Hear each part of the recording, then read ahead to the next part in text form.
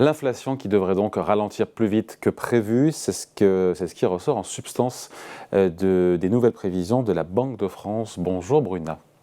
Bonjour David. Bruna Basini, rédactrice en chef adjointe au JDD. Bon, en moyenne, si on écoute la Banque de France, la hausse des prix devrait être cette année, c'est une moyenne de 5,4%. C'est moins que les 6% que prévoyait la Banque de France en décembre dernier.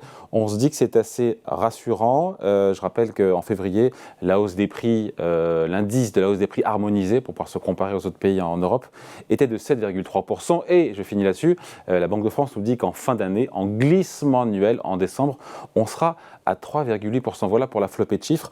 On se dit quand même que c'est un peu rassurant quand même. Oui, c'est tout à fait rassurant. Disons que, comme vous le disiez David, au deuxième semestre, ça va nettement décélérer et donc on devrait arriver en données européennes à 3,8% sur un an et autour de 5,4% en moyenne sur l'année en taux d'inflation. C'est bien mieux que ce qui était prévu. Il y a quand même une petite ombre au tableau. C'est le gouverneur de la Banque de France d'ailleurs qui l'a indiqué. C'est les tensions autour du système bancaire américain qui peuvent créer des tensions sur les marchés. On a vu avec la faillite de la Silicon Valley Bank et d'autres établissements. C'est aussi ce qui s'est produit au cours du week-end en Suisse avec menace de faillite de Crédit Suisse racheté en catastrophe par UBS. Donc voilà, il y a ça qui peut créer une petite ombre au tableau. Il y a également les taux de change et les taux d'emprunt qui sont un petit peu moins favorables qu'en décembre. Donc ça veut dire qu'on est actuellement en termes d'inflation en France sur un pic, sur un plateau haut. Oui, tout à fait. On est sur un pic. Pourquoi? Parce que après l'augmentation des prix de l'énergie, il y a eu un rattrapage au niveau des prix dans l'alimentaire. Et ça, c'est le principal moteur aujourd'hui qui soutient l'inflation en France. Et ce pic devrait être atteint à la fin du premier semestre. C'est ce qui est prévu. Les prix devraient décélérer, y compris dans le secteur agricole, du fait de la baisse des prix des cours des matières premières agricoles particuliers et des intrants. C'est ça qui explique cette révision à la baisse des prix. C'est une estimation, c'est une prévision, encore une fois, de la Banque de France, qu'on est libre de croire ou pas. C'est notamment ça qui l'explique. Les deux moteurs de l'inflation, les deux moteurs clés, c'était l'augmentation des prix de l'énergie, on voit que ça recule, et l'augmentation des prix dans le secteur alimentaire. Bon, Absolument. en même temps, la décrue de l'inflation attendue pour cet été, c'est une petite musique, c'est une rengaine. J'ai le sentiment que c'est pas la première fois qu'on l'entend, qu'on nous dit voilà, ça y est, la décrue est imminente. C'est vrai, nous-mêmes, nous avions interviewé le gouverneur de la Banque de France, François Villeroy de Galhau, en décembre, et à l'époque, on nous posait la question, quelles sont vos prévisions?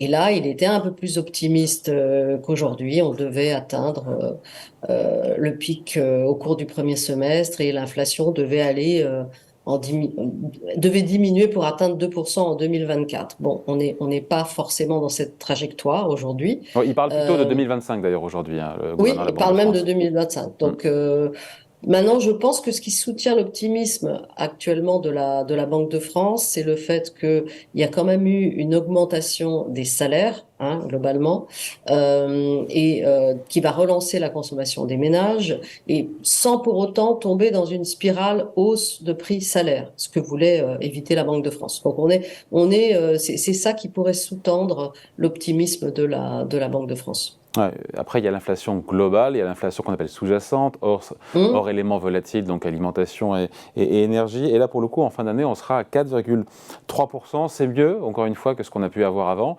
mais c'est encore trop élevé. Et puis, ça veut dire quoi pour le commun des mortels, l'inflation sous-jacente?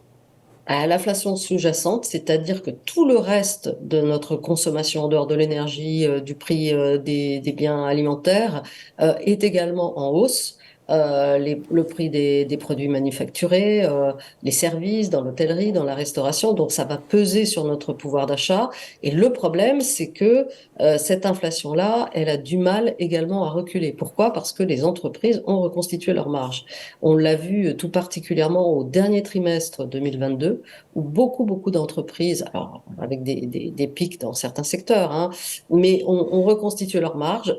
Se sont en quelque sorte goinfrés, pour parler clairement. Et ça, ça a un impact. Et ça va être difficile de faire reculer cette tentation très forte de certaines entreprises, dans l'industrie et dans les services. Donc un peu moins d'inflation, nous dit la Banque de France, et un peu plus de croissance. Alors ce n'est pas un exploit, on passe de plus 0,3 à plus 0,6% de croissance sur C'est ça. 2023. Mais en même temps, ce n'est pas la récession qu'on nous annonçait, donc en ce moment, toutes les bonnes nouvelles, on les prend. On les prend absolument. Je ne vais pas soupçonner Villeroy de Galhau, François Villeroy de Galhau de faire œuvre de calinothérapie, mais en tout cas, on n'est pas dans un scénario, dans une trajectoire de dépression pour l'année en cours. Comme celle que certains nous prévoyaient il y a encore quelques mois. Exactement, Merci exactement. beaucoup. Explication décryptage signée Bruna Basini pour le JDD. Merci Bruna et bon déjeuner. Merci David.